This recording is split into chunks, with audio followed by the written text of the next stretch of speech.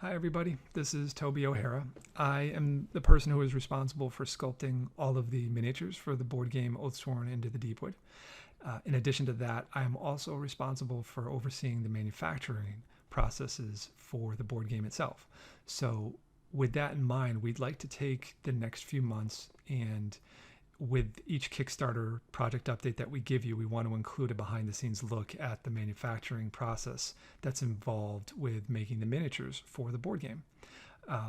Obviously, it's a big conversation. It's going to take a lot of videos, but what we hope to accomplish at the end of this is to give you a good understanding of all of the processes and challenges and trade-offs and decisions that not just we have had to make, but all producers of miniatures have to make for board games when they want to put a miniature on the table.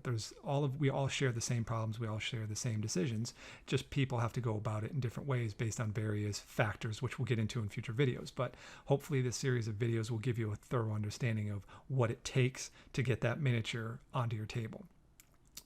So for today's video, I want to make just a quick video that explains a few key terms for you, and these will serve as the kind of the bedrock for all the discussions going forward. So this will be a standalone video that's a bit more technical than some of the other videos, and you'll always be able to refer back to this video if you get confused or you forget what a term means or all of the aspects of something, so that you can always come back and refer to this if you need to. So I'll try to get through this one fairly quickly.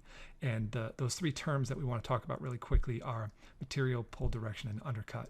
Obviously the material is going to be the material that you make the miniature out of, and that is going to have that decision will impact or influence a lot of your other choices that you're going to have, because certain materials can accomplish certain things that other ones can't, and we'll get into that in future videos. And then the two main technical terms that we're going to talk about today are pull direction and undercuts, and those refer to actual molding operations or molding characteristics, the process of actually molding a miniature with the injection molding process. So let's get into the material really quick. And this is just a brief overview of the various materials that are used when making miniatures for board games. These are the most common. The most common of these would be PVC.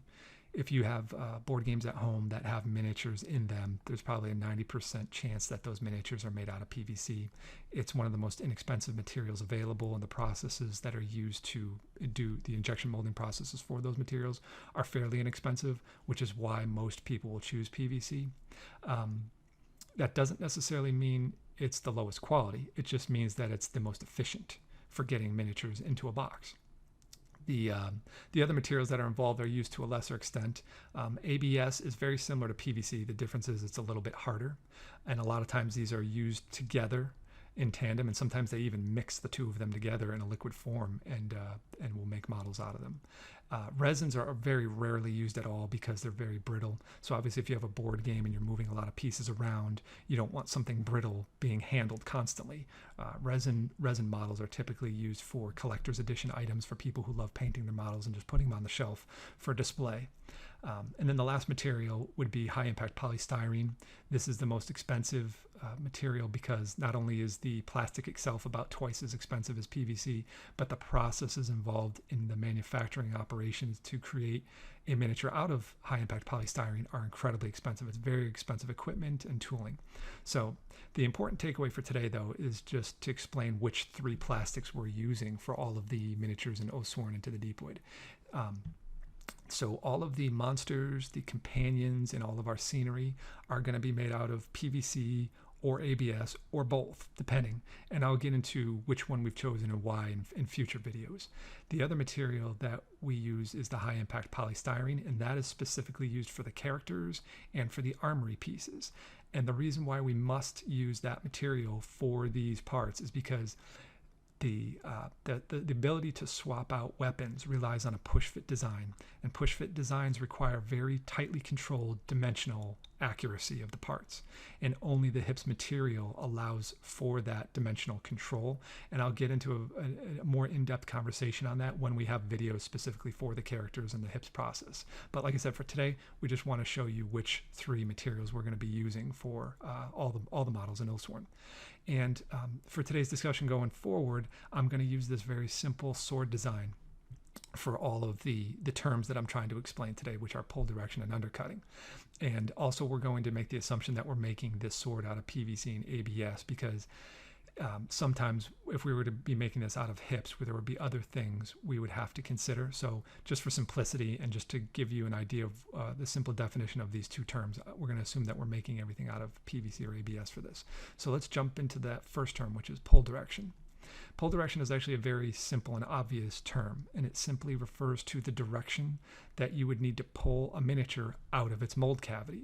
So whenever you want to mold something, obviously a mold is made of two halves, and each half has a mold cavity that is the shape of the model that you're trying to mold. So the mold cavity itself is where you inject the molten plastic into the closed mold. Then you cool it off, allow the molten plastic to solidify. You separate the mold halves when it's all done, and then you pull the part out of the mold. The direction you pull the part out of the mold is the pull direction.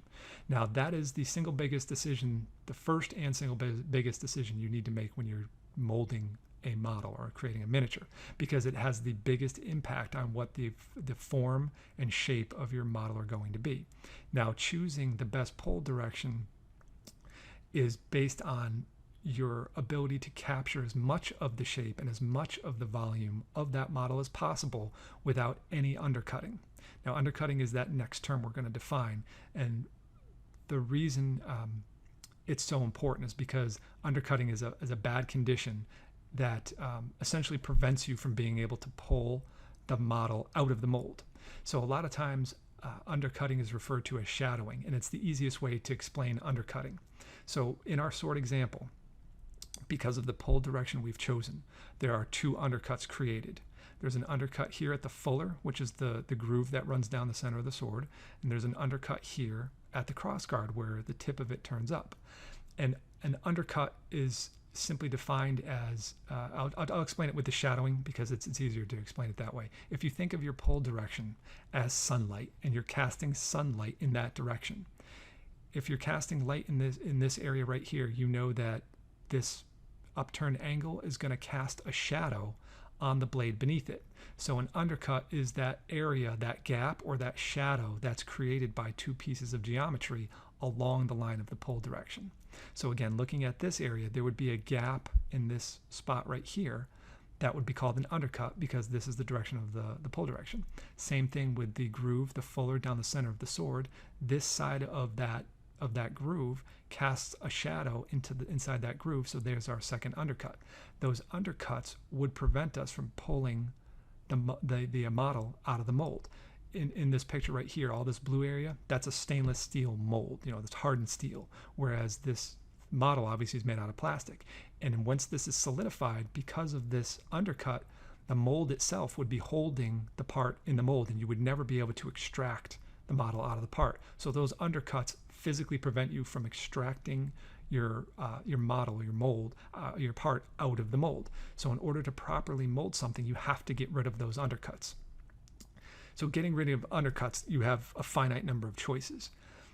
One choice is you can go ahead and resculpt the entire model, and that's probably the last choice you want to make because you spent all that time sculpting this sword. You want it to look like that when you're done. You don't want to have to go in and resculpt the thing just to get rid of those undercuts. So sometimes you're forced to. You have no other choice because everything else is not possible, but it's usually your last choice. So one of your other choices, your next step, would be to see if you can fill in those undercuts. Now, filling in those undercuts would look something like this. Remember, our two undercuts were the upturned angle and the fuller. So to fill in that material, you would fill in that void that was at the crossguard, and you'd fill in the fuller that ran along the blade. The problem is that looks nothing like what you sculpted. So it doesn't look nearly as cool. You've lost all that detail, and you wouldn't be happy with that on your table. So unless it's absolutely necessary, you try to avoid that. Our other option would be to cut the model into multiple pieces, mold each of those separately, and then glue everything back together. That's probably one of the most common ones, or common approaches that you would take to producing a model and getting rid of the undercuts. So for our sword model, in order to get rid of all those undercuts, we would have to split the sword down the middle right through the center of the fuller or the groove that went in the center, and then we'd have to cut off those tips. So we'd have to cut off these tips. We'd have to split the sword down the middle. That would leave us with 4 different pieces that we would have to mold separately. And then once we molded all those, we'd have to glue them all together. The end result would be you have the shape of your original sculpt. The problem is all of that effort, all of those gluing operations would have been very tedious and very expensive. In addition to that, you would have had little lines at every spot where there was a cut, and with something this small, it wouldn't have looked as good. So this was not a good choice for our sword model to get rid of the undercuts. So the last thing we can do is we can change the pull direction. So our original pull direction was using a direction that went along the line of the crossguard, the axis of the crossguard, and that created 2 different undercuts. So what if we rotate our pull direction 90 degrees? We just turn the sword 90 degrees about the major axis. What we get is a new mold that would look something like this. You would have this new mold shaped cavity. This is your pull direction in relation to the part, and what you get is a perfectly molded part with 2 clear halves with a nice separation line down the center and no undercutting. So obviously for our simple sword example, the solution was just choose the right pull direction. But for a lot of miniatures, that's not always your simple solution. You've got to use some combination of filling in and cutting and maybe even resculpting in order to get the model to look as you want it. So we're going to take a look at that in the next video. But before we get to that, we'll just do a quick summary of what we covered in this video today. So you can always come back to this. Is we established what the pull direction means, because I'll be referring to that a lot in future videos. We explained that your pull direction is going to try to minimize the amount of undercutting that's created, and undercutting is bad because undercutting prevents you from being able to pull your model out of the mold. And then we talked about the 4 main solutions for getting rid of undercutting, which were resculpting, filling in the undercuts, cutting it into pieces, or just choosing the right pull direction. So hopefully this gives you a good overview of the basic terms, and in the next video we're going to look at these terms in more real-world examples by looking at the actual models that we're creating for Oathsworn. So I'll see you in the next video.